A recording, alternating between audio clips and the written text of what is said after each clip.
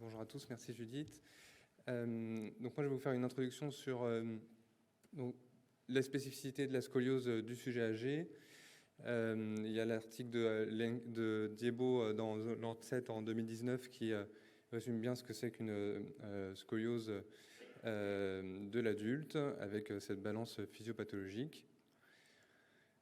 Et puis, ça a été cité plusieurs fois ce matin et recité tout à l'heure en début de table ronde, qu'on soit un chirurgien de la déformation ou non, de toute façon, avec le vieillissement de la population, on va être confronté, du fait de cette prévalence importante retrouvée dans l'article de Schwab, près de 70% d'une population asymptomatique en bonne santé de plus de 70 ans, chez qui on retrouve des angles de Cobb supérieurs à 10 degrés avec une rotation vertébrale. Quel type de scoliose? Donc, soit des scolioses de l'adolescent vieilli, soit des scolioses lombaires dégénératives pures, classées avec classification de Schwab selon l'apex de la courbure, et avec des modificateurs sagittaux en fonction des paramètres pelviens et en fonction de l'équilibre sagittal global. Pourquoi les patients viennent consulter? Pas parce qu'ils ont une scoliose, parce qu'ils sont gênés dans leur quotidien, et c'est avant tout la lombalgie. Près de 90% des patients consultent pour ce motif, selon Graham. Dans la littérature, entre 50 et 80% pour des radiculagies, et autour de 20%, mais c'est un motif de consultation qui est plus difficile à cerner, pour un déséquilibre.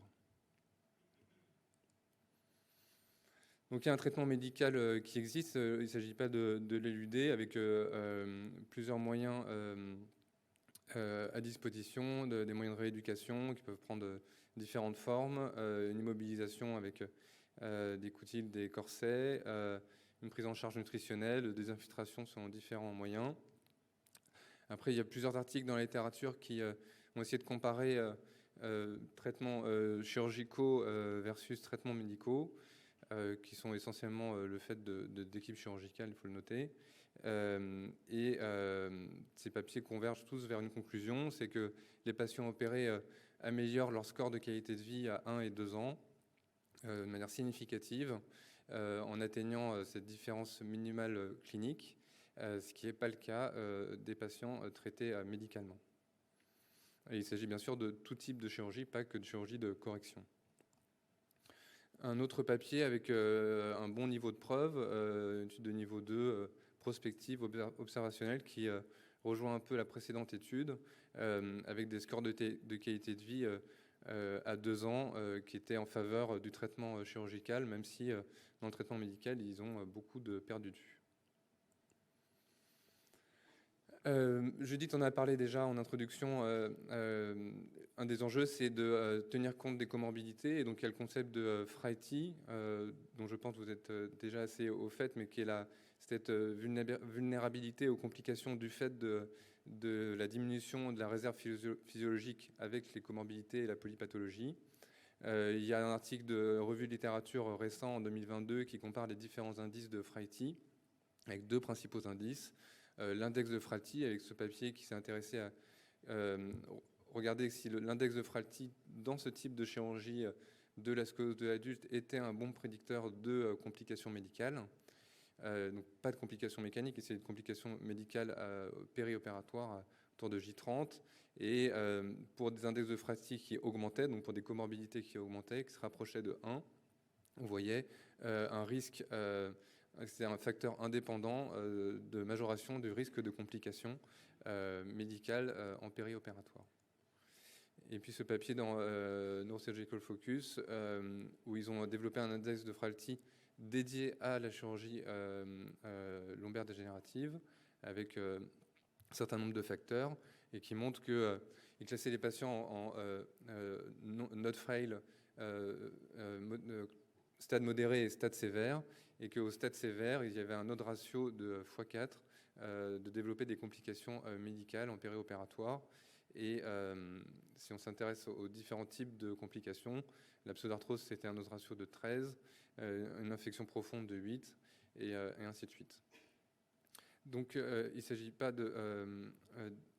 il s'agit de tenir compte de ces comorbidités, et ça, c'est un papier intéressant, c'est qui a voulu valider un calculateur développé par l'Association américaine de chirurgie, qui a développé un outil online de prédiction des comorbidités. Et ils ont voulu valider cet outil avec leur registre de scoliose dégénérative. Donc c'est des très gros effectifs.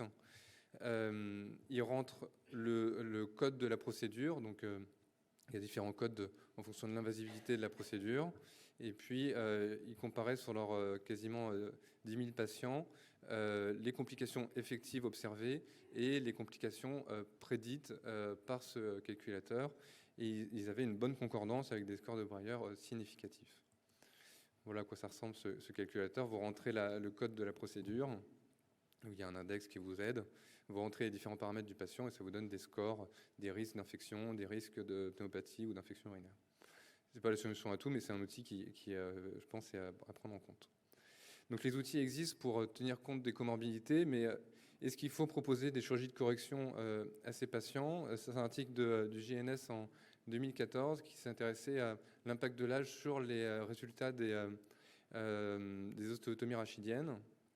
Et en fait, on se rend compte que les scores sont aussi bien sur le PCS que sur l'EDI ou sur le SRS, le gain est finalement meilleur sur des patients de plus de 65 ans que sur des patients plus jeunes, entre 46 et 64, et inférieurs à 45 ans. Et c'était, par contre, pas vérifié pour les VCR, où le score s'effondrait à 1 an pour les patients plus âgés, et à 2 ans, ils n'avaient plus de données disponibles. Un autre papier qui évalue le risque en fonction de l'âge, on voit quand même que les complications augmentent avec l'âge, 71% de risque de complications globales entre 65 et 85 ans, avec 29% de risque de complications majeures.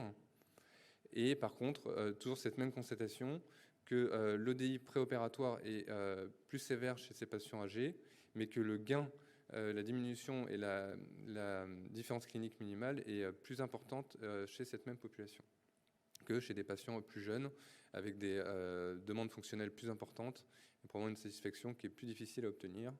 Et c'était la même chose sur les scores de lombalgie. Quel traitement, alors, la diapo passe mal, désolé, quel traitement proposer à ces patients? Il ne s'agit pas de dire qu'il faut proposer des de bassins à tous ces patients-là. Il y a une multitude de procédures possibles, mini-invasives ou non, instrumentées ou non, avec une prise de bassin et des ostéotomies. Les objectifs de la correction, ils sont de toute façon pas clairs. Il y a des papiers qui divergent. Le papier qui a été encore présenté ce matin, datant de 2016, Renaud Lafage et Franck Schwab, sur les objectifs de correction ajustés à l'âge. Et à l'inverse, des papiers qui comparent chez des patients âgés